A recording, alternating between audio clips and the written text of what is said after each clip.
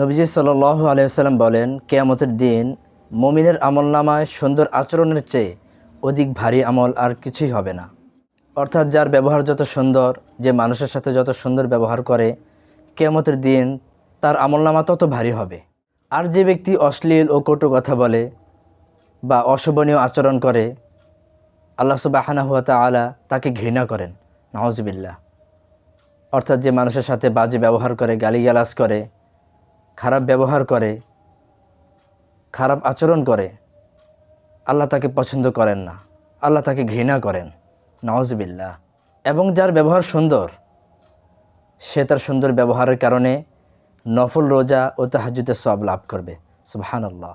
মানুষের সাথে সুন্দর ব্যবহার করার কারণে আল্লাহ তাকে নফল রোজার সওয়াব দান করবেন এবং তাহাজ্জুদের সওয়াব দান করবেন, সুবহানাল্লাহ।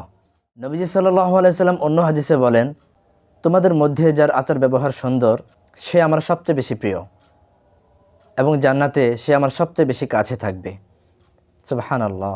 জান্নাতে নবীজি সাল্লাল্লাহু আলাইহি সাল্লামের কাছাকাছি যে থাকবে, সে হবে সবচেয়ে বেশি মর্যাদার অধিকারী। মুমিনের জন্য এটা কত বড় সৌভাগ্যের ব্যাপার, যা তুলনা করার মতো নয়। এবং তিনি আরও বলেন, ভালো কথা সদকা স্বরূপ, অর্থাৎ মানুষের সাথে ভালো কথা বললেও সদকার সওয়াব পাওয়া যায়, সুবহানাল্লাহ।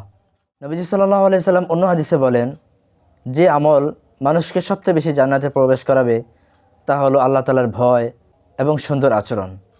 অর্থাৎ যাদের অন্তরে আল্লাহ তাআলার ভয় আছে এবং যারা মানুষের সাথে সুন্দর ব্যবহার করে, এই দুইটা আমল মানুষকে সবচেয়ে বেশি জান্নাতে নিয়ে যাবে।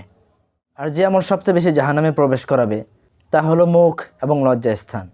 অর্থাৎ যারা মুখ দ্বারা বেশি গুনাহ করে, গালিগালাজ করে, অশ্লীল কথা বলে, মানুষকে কষ্ট দেয়, মানুষের গীবত করে, মানুষের দোষ খুঁজে বেড়ায়, মানুষের দোষ বলে বেড়ায়, মুখ দ্বারা মানুষের সাথে খারাপ ব্যবহার করে এবং যারা লজ্জাস্থানকে জিনা ব্যভিচার থেকে হেফাজত করতে পারে না, তারা সবচেয়ে বেশি জাহান্নামে প্রবেশ করবে, নাউজুবিল্লাহ।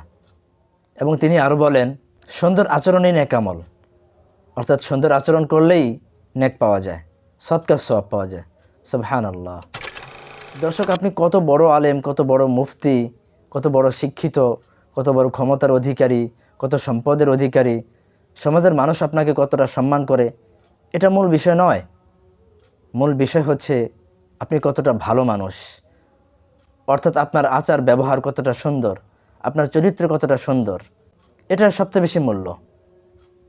আল্লাহ সুবহানাহু ওয়া তাআলা এই ব্যক্তিকে সবচেয়ে বেশি ভালোবাসেন, সবচেয়ে বেশি মহব্বত করেন। অন্য হাদিসে বলা হয়েছে যে আল্লাহ তাআলা ওই ব্যক্তিকে জান্নাতের সর্বোচ্চ স্তরে একটি জান্নাত দিবেন, যে নিজের চরিত্রকে ভালো বানায় লয়। নবী সাল্লাল্লাহু আলাইহি ওয়াসাল্লাম বলেন, আমি এর জিম্মেদারি নিয়েছি। অর্থাৎ যার চরিত্র সবচেয়ে ভালো, আল্লাহ তাকে জান্নাতের সর্বোচ্চ স্তরে একটি জান্নাত দিবেন, আমি এর গ্যারান্টি দিলাম, সুবহানাল্লাহ। এই জন্য সবার আগে চেষ্টা করুন নিজের ব্যবহারটাকে সুন্দর করার, নিজেকে একজন ভালো মানুষ বানানোর, মানুষের কাছে ভালো হওয়ার এবং আল্লাহ সুবহানাহু ওয়া তাআলার প্রিয় বান্দা হওয়ার। ইনশাআল্লাহ আপনার ইহকাল এবং পরকাল সুন্দর হবে, সফল কাম হবে। আল্লাহ পাক আমাদেরকে সুন্দর ব্যবহার এবং উত্তম চরিত্রের অধিকারী হওয়ার তৌফিক দান করুন, আমিন।